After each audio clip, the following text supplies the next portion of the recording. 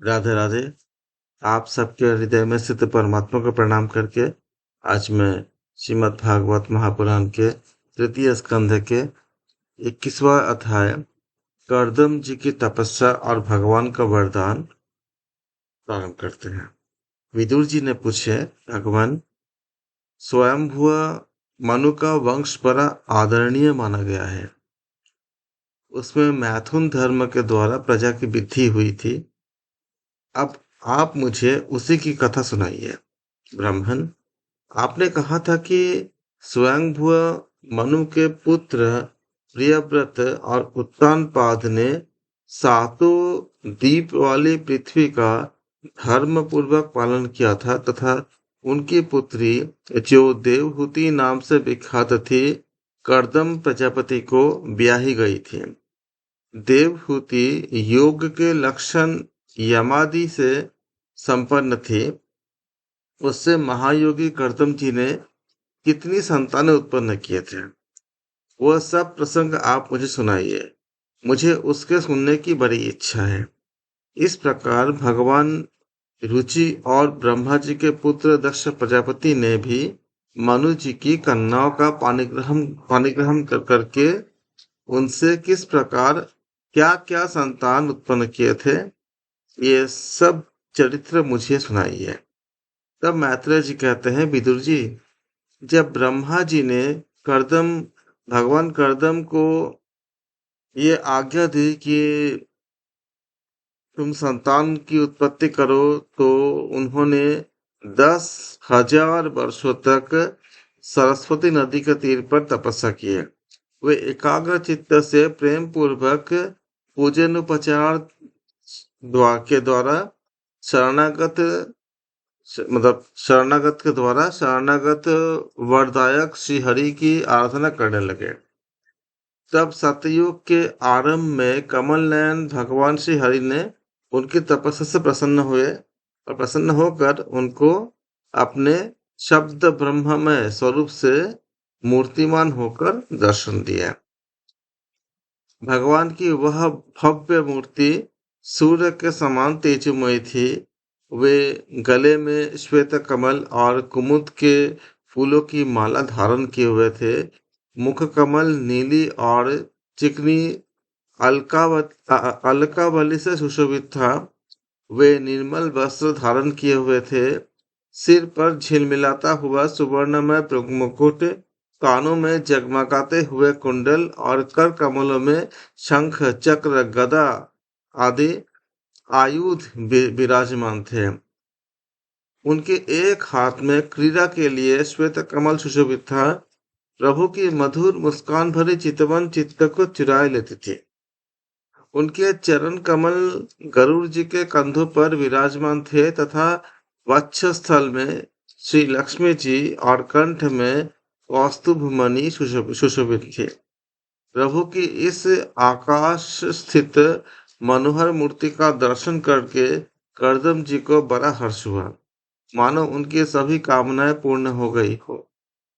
उन्होंने सानंद हृदय से पृथ्वी पर सिर टेककर भगवान को साष्टांग प्रणाम किया और फिर प्रेम प्रवण चित्त से हाथ जोड़कर सुमधुर वाणी से वे उनकी स्तुति करने लगे। कर्दम जी ने कहे, स्तुति करने योग्य परमेश्वर, आप संपूर्ण सत्व गुण के आधार है। योगी जन उत्तरोत्तर शुभ योनियों में जन्म लेकर अंत में योगस्थ होने पर आपके दर्शनों की इच्छा करते हैं। आज आपका वही दर्शन पाकर हमें नेत्रों का फल मिल गया। आपके चरण कमल भवसागर से पार जाने के लिए ये जहाज है। जिनकी बुद्धि आपकी माया से मारी गई है, वे इन तुच्छ क्षणिक विषयों के सुख के लिए, जो नरक में भी मिल सकते हैं, उन चरणों का आश्रय लेते हैं। किंतु स्वामिन, आप तो उन्हें वे विषय भोग भी दे देते हैं। प्रभु, आप कल्प वृक्ष है। आपके चरण समस्त मनोरथों को पूर्ण करने वाला है। मेरा हृदय काम कलुषित है। मैं भी अपने अनुरूप स्वभाव वाली और गृहस्थ धर्म के पालन में सहायक शीलवती कन्या से विवाह करने के लिए आपके चरण कमल की शरण में आया हूँ। सर्वेश्वर, हे सर्वेश्वर, आप संपूर्ण लोकों के अधिपति है। नाना प्रकार की कामनाओं में फंसा हुआ यह लोग आपकी वेद वाणी रूप डोरी में बंधा हुआ है। धर्म मूर्ते उसी का अनुगमन करता हुआ मैं भी काल रूप आपको आज्ञा पालन रूप पूज्य उपहार दे समर्पित करता हूँ। प्रभु, आपके भक्त विषयासक्त लोगों और उन्हीं के मार्ग का अनुसरण करने वाले मुझ जैसे कर्मजड़ पशुओं को कुछ भी न गिनकर आपके चरणों की छत्र छाया का ही आश्रय लेते हैं तथा परस्पर आपके गुणगान रूप मादक सुधा का ही पान करके अपने क्षुधा पिपासादि देह धर्मों को शांत करते हैं। प्रभु, यह काल चक्र बड़ा प्रबल है। साक्षात ब्रह्म ही इसके घूमने की धुरी है। अधिक मास सहित 13 महीने अरे है। 360 दिन जोड़ है और 6 ऋतुएं नेमी यानी हाल है। अंततः अनंत क्षण पल आदि इसमें पत्रकार धाराएं हैं तथा 3 चातुर्मास्य इसके आधारभूत नाभि है। यह अत्यंत वेगवान संवत्सर रूप काल चक्र चराचर जगत की आयु का छेदन करता हुआ घूमता रहता है, किंतु आपके भक्तों की आयु का ह्रास नहीं कर सकता। भगवान, जिस प्रकार मकड़ी स्वयं ही जाल को फैलाती है, उसकी रक्षा करती है और अंत में उसे निगल जाती है, उसी प्रकार आप अकेले ही जगत की रचना करने के लिए अपने से अभिन्न अपनी योगमाया को स्वीकार कर उससे अभिव्यक्त हुई अपनी सत्वादी शक्तियों द्वारा स्वयं ही इस जगत की रचना, पालन और संहार करते हैं। प्रभु, इस समय आपने हमें अपनी तुलसी माला से मंडित माया से परिच्छिन्न से दिखाई देने वाली सगुण मूर्ति से दर्शन दिए हैं। आप हम भक्तों को जो शब्दादि विषय सुख प्रदान करते हैं, वे माइक होने के कारण यद्यपि आपको पसंद नहीं है, तथापि परिणाम में हमारा शुभ करने के लिए वे हमें प्राप्त हो। नाथ, आप स्वरूप से निष्क्रिय होने पर भी माया के द्वारा सारे संसार का व्यवहार चलाने वाले हैं तथा थोड़ी सी उपासना करने वाले पर भी समस्त अभिलक्षित वस्तुओं की वर्षा करते हैं। आपके चरण कमल वंदनीय है। मैं आपको बार बार नमस्कार करता हूँ। मैत्री जी कहते हैं, भगवान की भौहें प्रणय मुस्कान भरी चितवन से चंचल हो रही थी। वे गरुड़ जी के कंधे पर विराजमान थे। जब करदम जी ने इस प्रकार निष्कपट भाव से उनकी स्तुति की, तब वे उनसे अमृतमय वाणी से कहने लगे।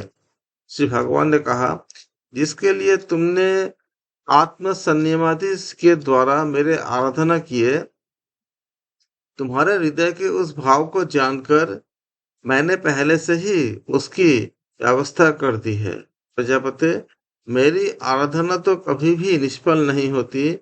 फिर जिनका चित्त निरंतर एकांत रूप से मुझ में ही लगा रहता है, तुम जैसे महात्माओं के द्वारा की हुई उपासना का तो और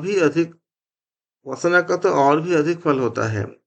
प्रसिद्ध यशस्वी सम्राट स्वयंभुव मनु ब्रह्मवर्त में रहकर 7 समुद्र वाली सारी पृथ्वी का शासन करते थे। विप्रवर, वे परम धर्मज्ञ महाराज महारानी शतरूपा के साथ तुमसे मिलने के लिए परसों यहाँ आएंगे। उनकी एक यौवन उनकी एक रूप यौवनशील और गुणों से संपन्न श्यामलोचना करना इस समय विवाह योग्य है। प्रजापति, तुम सर्वदा उसके योग्य हो, इसलिए वे तुम्ही को वे तुम्ही को वो कन्या अर्पण करेंगे। ब्राह्मण, गत अनेक वर्षों से तुम्हारा चित्त जैसे भार्या के लिए समाहित रहा है, अब शीघ्र ही वह राजकन्या तुम्हारे वैसी ही पत्नी होकर यथेष्ट सेवा करेगी। वह तुम्हारा वीर अपने गर्भ में धारण कर उससे 9 कन्याएं उत्पन्न करेगी और फिर तुम्हारी उन 9 कन्याओं से लोकरीति के अनुसार मरीचि आदि ऋषिगण पुत्र उत्पन्न करेंगे। तुम भी मेरे आज्ञा का अच्छी तरह पालन करने से शुद्ध चित्त हो, फिर अपने सब कर्मों का फल मुझ में अर्पण कर मुझको ही प्राप्त होगे। जीवों पर दया करते हुए तुम आत्मज्ञान प्राप्त करोगे और फिर सबको अभय दान दे अपने सहित संपूर्ण जगत को मुझ में और मुझको अपने में स्थित देखोगे। महामुने, मैं भी अपने अंश कलारूप से तुम्हारे वीर द्वारा तुम्हारी पत्नी देवहूति के गर्भ में अवतीर्ण होकर सांख्य शास्त्र की रचना करूंगा। मैत्रेय जी कहते हैं, विदुर जी, कर्दम ऋषि से इस प्रकार संभाषण करके इंद्रियों के अंतर्मुख होने पर प्रकट होने वाले श्री हरि सरस्वती नदी से घिरे हुए बिंदुसर तीर्थ से, जहाँ के कर्दम ऋषि तप कर रहे थे, अपने लोक चले गए। भगवान के सिद्ध मार्ग यानी कि वैकुंठ मार्ग की सभी सिद्धेश्वर प्रशंसा करते हैं। वे कर्दम जी के देखते देखते अपने लोक सिधार गए। उस समय गरुड़ जी के पक्षों से जो शाम की आधारभूत ऋचाएं निकल रही थी, उनको ये सुनते जाते थे कि क्या बोल रहे हैं, उन्हें वे सुनते जाते थे। विदुर जी, श्री हरि के चले जाने पर भगवान कर्दम उनके बताए हुए समय की प्रतीक्षा करते हुए बिंदु सरोवर पर ही ठहर रहे। वहां पे वो ठहरे रहे। वीरवर, इधर मनु जी भी महारानी शतरूपा के साथ सुवर्ण जटित रथ पर सवार होकर तथा उस पर अपनी कन्या को बिठाकर पृथ्वी पर विचरते हुए जो दिन भगवान ने बताया था, उस दिन शांतिपरायण महर्षि कर्दम के उस आश्रम पर पहुंचे। सरस्वती के जल से भरा हुआ यह बिंदु सरोवर वह स्थान है जहां अपने शरणागत भक्त कर्दम के प्रति उत्पन्न हुई अत्यंत करुणा के वशीभूत हुए भगवान के नेत्रों से आंसुओं के बूंदे गिरी थी। यह तीर्थ बड़ा पवित्र है। इनका जल जो है वो कल्याणमय और अमृत का समान मधुर है तथा महर्षिगण सदा इसका सेवन करते हैं। उस समय बिंदु सरोवर पवित्र वृक्ष लताओं से घिरा हुआ था, जिनमें तरह तरह की बोली बोलने वाले पवित्र मृग और पक्षी रहते थे। वे स्थान सभी ऋतुओं के फल और फूलों से संपन्न था तथा सुंदर वन श्रेणी भी उसकी शोभा बढ़ा रहे थे। वहां झुंड के झुंड मतवाले पक्षी चहक रहे थे, मतवाले भौरे मंडरा रहे थे, उन्मत्त मयूर अपने पिच्छ फैला फैलाकर नटकी भांति नृत्य कर रहे थे और मतवाले कोकिल कुहू कुहू करके मानो एक दूसरे को बुला रहे थे।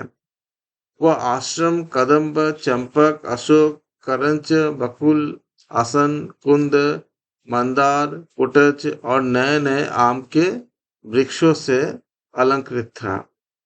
वहां जलकाक, बत्तख आदि जल पर तैरने वाले पक्षी, हंस, पुरर, जलमुर्ग, सारस, चकवा और चकोर मधुर स्वर से कलरव कर रहे थे।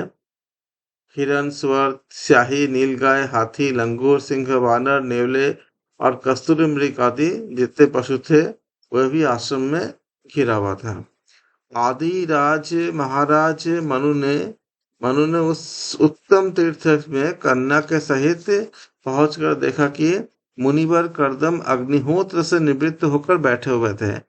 बहुत दिनों तक उग्र तपस्या करने के कारण वे शरीर से बहुत तेजस्वी दिख रहे थे तथा भगवान के स्नेहपूर्ण चितवन के दर्शन और उनके उच्चारण किए हुए कर्णामृत रूप सुमधुर वचनों को सुनने से इतने दिनों तक तपस्या करने पर भी वे विशेष दुर्बल नहीं जान पड़ते थे। उनका शरीर लंबा था, नेत्र कमल दल के समान विशाल और मनोहर थे, सिर पर जटाएं सुशोभित थी और कमर में चीर वस्त्र थे। वे निकट से देखने पर बिना सान पर चढ़ी हुई महामूल्य मणि के समान मलिन जान पड़ते थे। महाराज, स्वयंभुव मनु को अपनी कुटी में आकर प्रणाम करते देख उन्होंने उन्हें आशीर्वाद से प्रसन्न किया और यथोचित आतिथ्य की रीति से उनका सत्कार किया। जब मनु जी उनके पूजा ग्रहण करके स्वस्थ हो चित्त से आसन पर बैठ गए, तब मुनिवर कर्दम ने भगवान की आज्ञा का स्मरण करके उन्हें मधुर वाणी से प्रसन्न करते हुए कहा कि देव, आप भगवान विष्णु के पालन शक्ति रूप है, इसलिए आपका घूमना फिरना निस्संदेह सज्जनों की रक्षा और दुष्टों के संहार के लिए ही होता है। आप साक्षात विशुद्ध विष्णु स्वरूप है तथा भिन्न भिन्न कार्यों के लिए सूर्य, चंद्र, अग्नि, इंद्र, वायु, यम, धर्म और वरुण आदि रूप धारण करते हैं। आपको नमस्कार है। आप मणियों से जड़े हुए जयदायक रथ पर सवार हो अपने प्रचंड धनुष की टंकार करते हुए उस रथ की घरघराहट से ही पापियों को भयभीत कर देते हैं और अपनी सेना के चरणों से रौंदे हुए भूमंडल को कपाते अपनी उस विशाल सेना को साथ लेकर पृथ्वी पर सूर्य के समान विचरते हैं। यदि आप ऐसा न करें तो चोर, डाकू भगवान की बनाई हुई वर्णाश्रम धर्म की मर्यादा को तत्काल नष्ट कर दे तथा विषय लोलुप निरंकुश मानवों द्वारा सर्वत्र अधर्म फैल जाए। यदि आप संसार की ओर निश्चिंत हो जाए तो यह लोक दुराचारियों के जो पंजे में पड़कर नष्ट हो जाएगा। तो भी वीरवर, मैं आपसे पूछता हूँ कि इस समय यहाँ आपका आगमन किस प्रयोजन से हुआ है? मेरे लिए जो आज्ञा होगी मैं निष्कपट भाव से सहर्ष स्वीकार करूंगा। इस प्रकार 21वां अध्याय समाप्त होती है। कल हम 22वें अध्याय में देवहूति के साथ कर्दम प्रजापति का विवाह के हम पाठ पढ़ेंगे। आप सबके हृदय में स्थित परमात्मा को मैं प्रणाम करता हूँ। आप सबका बहुत बहुत धन्यवाद। राधे राधे।